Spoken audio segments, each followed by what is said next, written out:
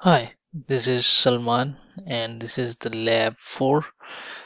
And coming to the first question, we have been asked to share the minimum transactions per month, the maximum transactions per month, and the average transactions per month. Since it has been requested that that the client wants to know the month with the most transactions, the least transactions, and the average transactions per month.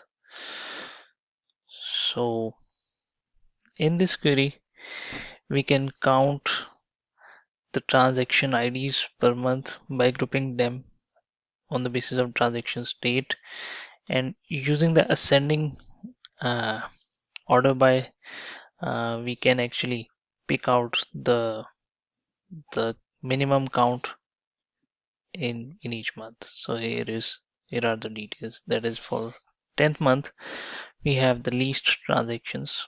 Now coming to the second part where it has been requested that which month we had the maximum count, so we can use the order by descending and limiting it to just one row.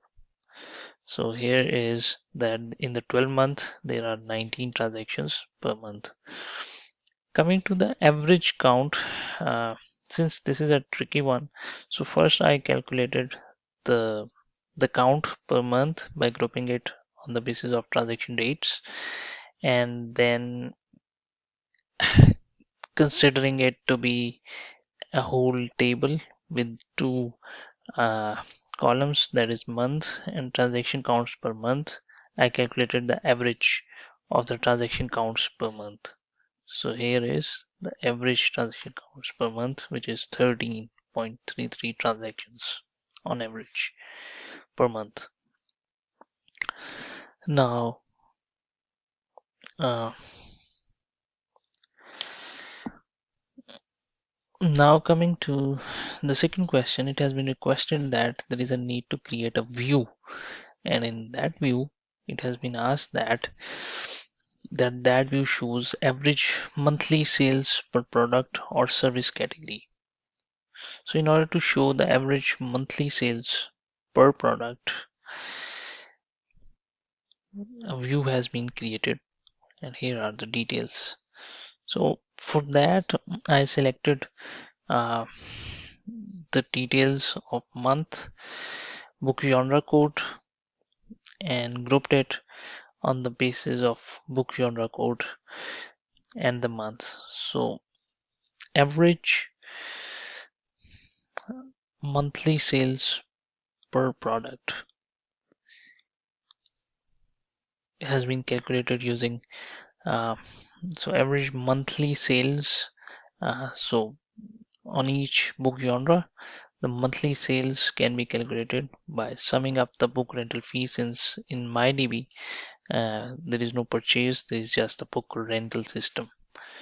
So I created this view and here is the average monthly sales for each book genre, uh, which is for action adventure it's 16, for fantasy it's 8, for horror it's 6, and for thrillers it's 14 monthly rental fees.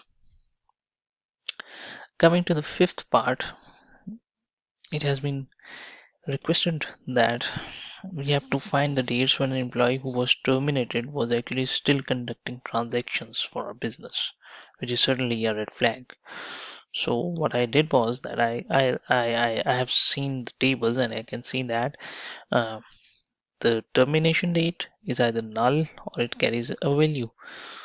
So I joined, not necessarily joined since we have not studied those things yet, but I picked the columns from staff and client transaction, and since they have this ind underscore id individual id of the employee common in them as a primary and foreign key, I joined on them and then I selected that if the transaction date in the client transaction is greater than the staff termination date and the staff termination date is not null, So it's going to check that if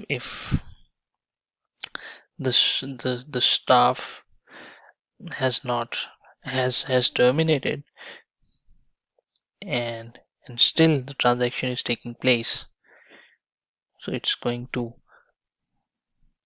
red flag that and and show the client transaction dates.